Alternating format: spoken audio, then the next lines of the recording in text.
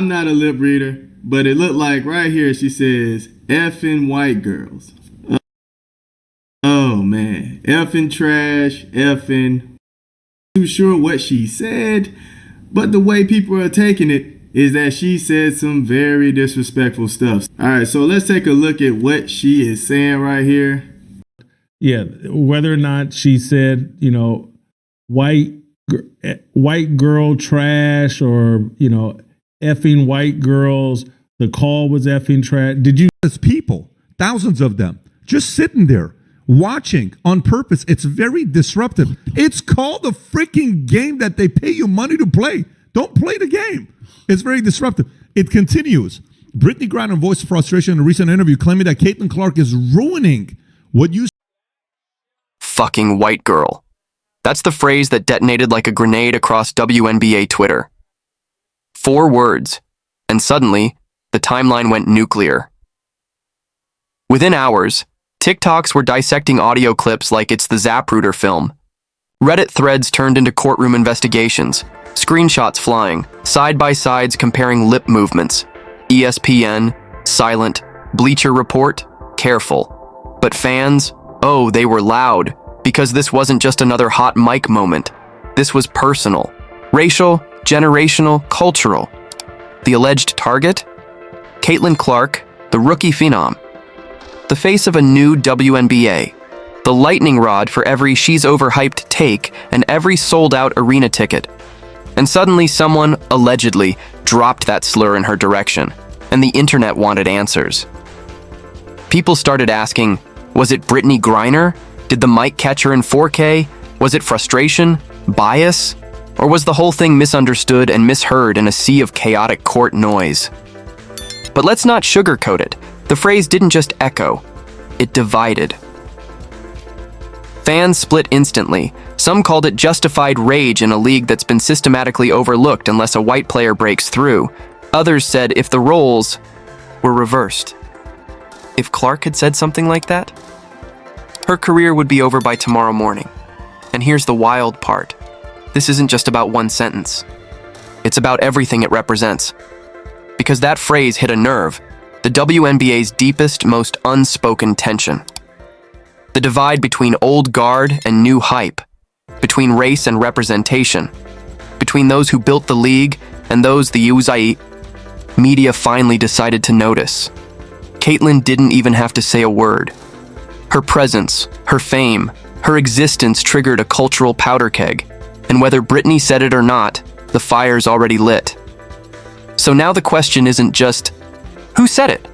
It's, why does it matter so much? And the answer?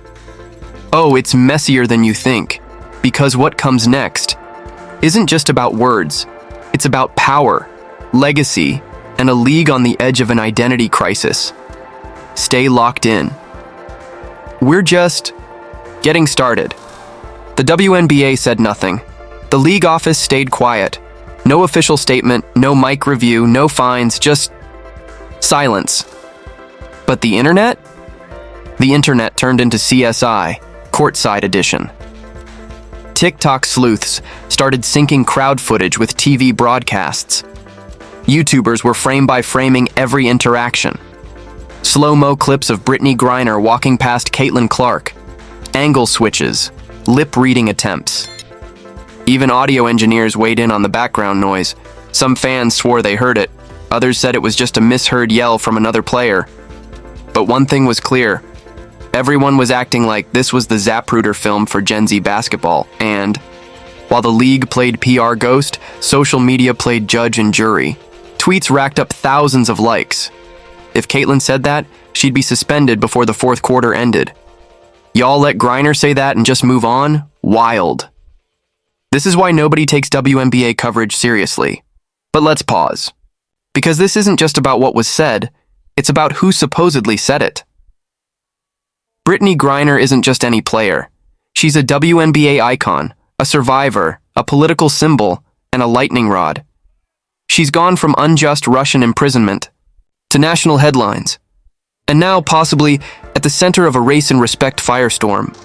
And on the other side, Caitlin Clark, the league's golden rookie, who brings sellouts, ratings, and a fan base that lives on TikTok and fights like it's Game 7 on Twitter.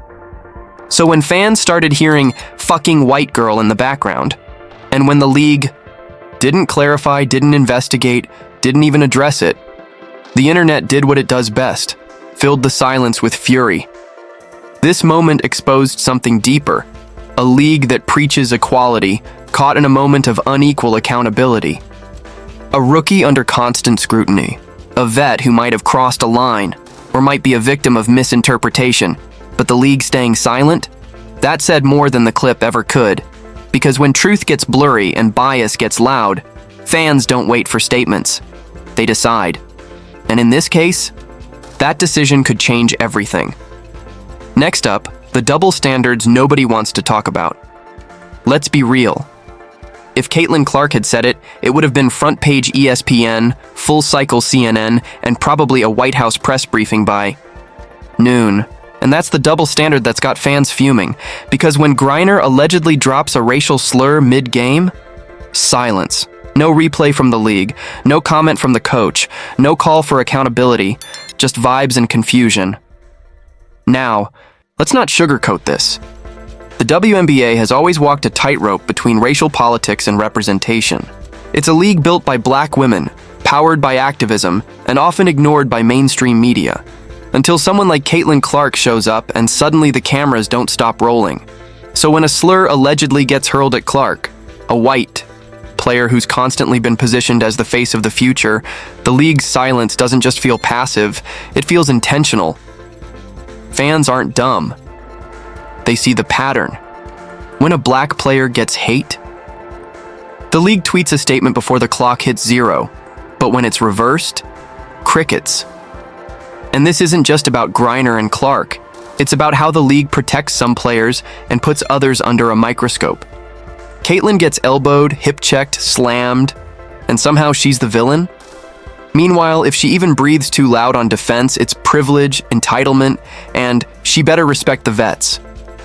The double standard isn't subtle.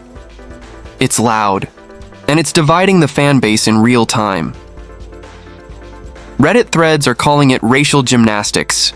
TikTok is lit up with side-by-sides, Caitlin getting roasted for being confident, while vets get praised for swagger. And the real kicker? Every time Clark doesn't respond, every time she shrugs it off or just plays through the chaos, it only adds fuel. Because silence from her looks like grace. Silence from the league looks like cowardice. This is the kind of narrative fracture that either forces a league to evolve or cracks it wide open. The question now? How long can the WNBA dodge accountability before its own fans turn on it? Next, the reactions that broke the internet and why fans aren't backing down. The moment the clip hit Twitter, it was like a digital earthquake. Ain't no way she said that. Did I hear that right? Pause, rewind, play that again. Basketball Twitter went full detective mode. Frame-by-frame lip reads, audio boosts, Reddit users syncing alternate angles like it was the Zapruder film. Some swore it was Griner, others said it was someone on the bench. A few even claimed the whole thing was fake, edited, AI-generated, deepfake to stir the pot. But the energy wasn't just confusion, it was chaos. Because this wasn't just a he said, she said moment. This was racial, this was generational. This was WNBA culture clashing with its own future. Fan cams and TikToks went viral overnight. One user broke down the scene like it was a courtroom trial.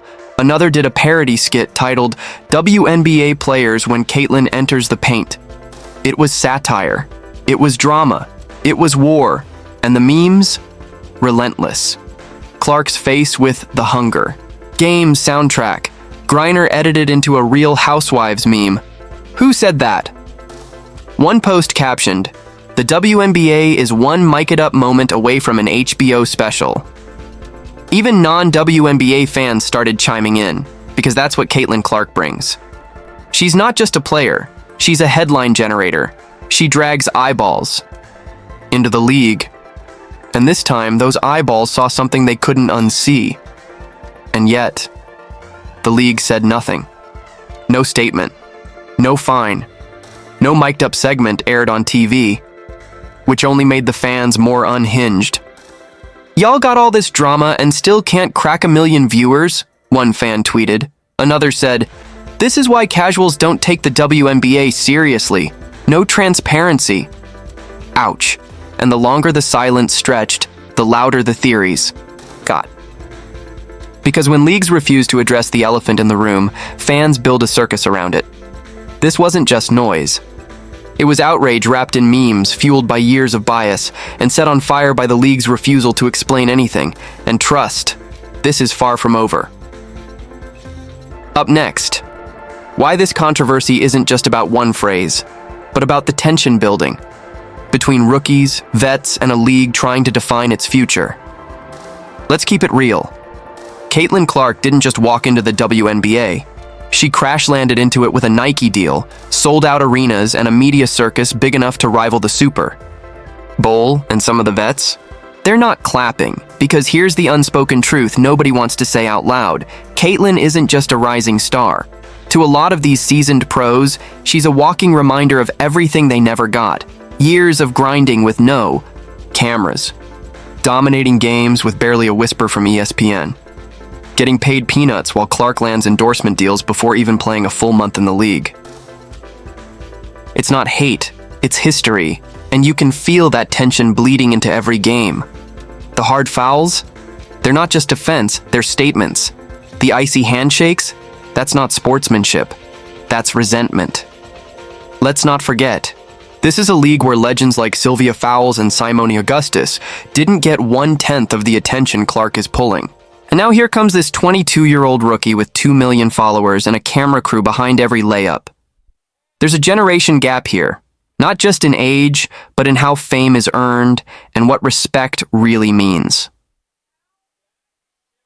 The vets built this league with blood, sweat, and barely any spotlight. Clark's walking in with a floodlight. So yeah, when someone maybe drops a slur courtside, it hits different. Because it's not just about what was said, it's about why it was said. To some vets, Clark represents a system that ignores black excellence until a white rookie makes it profitable. That's not just friction, that's fire. And now, that fire's burning through every highlight reel, every interview, every Twitter thread trying to decode the real reason things feel off this season. Because Caitlin Clark isn't just a player, she's a fault line. And the league is shaking. Coming up next, what the WNBA still isn't saying, and how this silence is louder than any mic'd-up moment could ever be. Here's what's wild. The WNBA is on fire right now. Headlines, highlights, hashtags, and yet the league itself. Dead silent. No official statements, no investigations, no mic check breakdowns. Just vibes, awkward post-game interviews, and an avalanche of no comments. Now let's be clear. If the roles were reversed, if a high-profile player allegedly hurled a slur at Brittney Griner, the response would have been instant. Statements, suspensions, maybe even league-wide reckonings. But with Caitlin Clark, crickets. That silence, it's not neutral, it's strategic. The WNBA has finally cracked the mainstream, and Clark is the face of that momentum. They've got ticket sales spiking, rookie merch flying off shelves, ESPN airtime locked in. So why would they risk that machine by pouring gasoline on a racial controversy involving their golden goose? Simple. They wouldn't. But that silence comes with a cost. Because if you're a veteran player watching all this go down, the slur, the clips, the spin, and then watching the league turn a blind eye, that silence starts to sound like a message that some players matter more than others, a message that marketability trumps accountability. And the fans, oh, they're noticing. Reddit's clocked it. TikTok's dissected it frame by frame. Twitter's asking the questions the league won't touch. Why is this being buried? Why isn't the WNBA investigating? Why does silence only seem to benefit certain players? This isn't just about a mic'd-up moment. It's about the league's identity. Is the WNBA still the league that fights for justice, for inclusion, for every voice?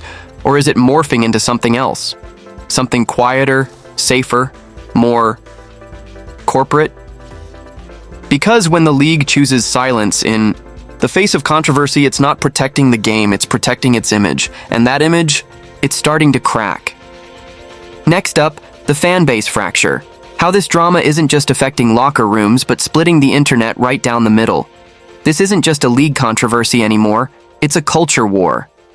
On one side, the diehard Clark stans, riding for her like she's the second coming of Steph Curry. They're reposting every logo 3, every hard foul, every eyebrow raise like it's gospel. To them, she's not just a baller, she's a revolution.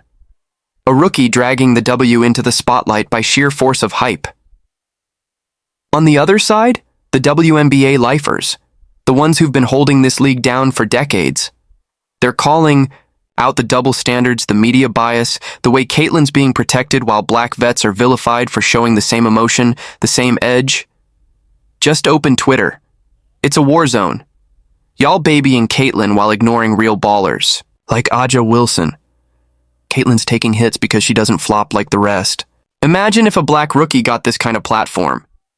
She's the most hated and the most watched. That's power. It's not just takes, it's tribes. Reddit threads are getting locked. TikTok duets are turning into debates. YouTube, comment sections, literal battlegrounds. Even players are weighing in without naming names. Shady subtweets, post-game shade, eye rolls and pressers that say everything without saying a word. And the wild part? Caitlyn Clark hasn't said anything. No clapbacks, no interviews, just hoops and headlines, which only fuels the fire. Because silence, in this case, speaks volumes. This drama isn't just about basketball anymore. It's about race, fame, respect, media power, and who gets to be the face of a movement. Every foul now feels personal. Every tweet a coded message. Every highlight package a political statement. The WNBA has always been about more than just buckets, but this season, it's become a mirror. And what fans are seeing isn't just Caitlyn versus Chennedy, or Brittney Griner versus a hot mic. It's us versus the uncomfortable truth about who we celebrate and who we silence. Up next, the end game. What happens if the league keeps letting this boil and fans stop playing along? Here's the part nobody wants to talk about. What happens if the WNBA keeps pretending this isn't happening?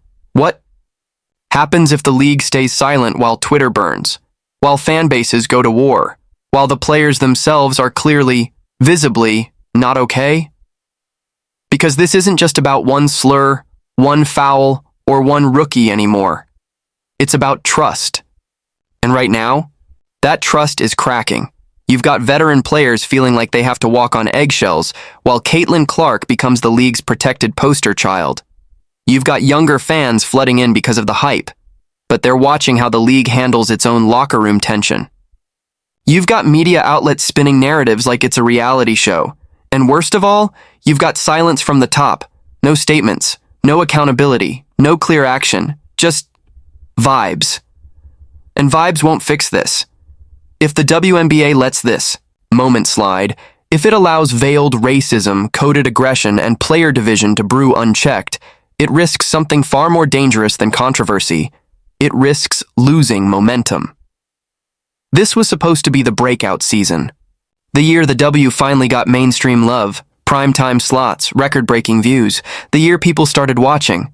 But attention is a double-edged sword.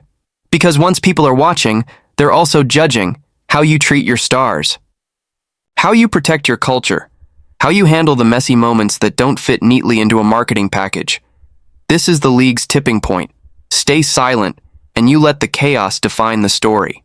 Step in with clarity, and you remind the world this league is built different, not just in how it plays, but in how it leads. So what's it going to be, WNBA? Because the cameras are rolling, the fans are locked in. And the next move? Could either...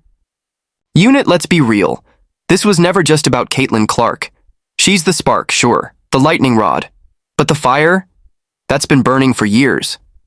What we're watching right now is the collision of two WNBA eras, one built on grit, respect, and being overlooked, and another built on spotlight, social media, and sudden stardom. And the league? It's caught in the crossfire. Caitlyn didn't create this mess. But her rise is exposing every crack in the system. The way we talk about race, the way we cover aggression, the way we decide whose passion is competitive and whose is classless. The way a mic'd-up slur gets dissected more for who it was said to than who said it. It's wild how fast people forget. This league was built by women who never got the cameras, the fans, or the protection. Who had to fight for every highlight reel and every ounce of respect. Now suddenly, with one viral rookie, the WNBA's getting its shine. But at what cost? You can't build a future on selective outrage. You can't grow a league if its veterans feel sidelined and its rookies feel targeted. And you definitely can't pretend unity means silence. The WNBA is standing at a crossroads. One path leads to real conversations, real leadership, and a stronger, more honest league. The other? Just vibes and views. Until the views disappear. Because fans are watching. Players are watching. Everyone is watching. And the truth? This could be the most important season in WNBA history, not because of who wins a championship, but because of how the league decides to lead through chaos. Will it protect its players? All of them? Will it call out bias even when it's uncomfortable? Will it stop treating drama like a PR problem and start treating it like a cultural moment that deserves care? Because this isn't just about one rookie anymore. It's about whether the WNBA is ready to grow up or just blow. And if you thought this story was over, you haven't seen the fourth quarter yet, be a generation, or fracture it forever.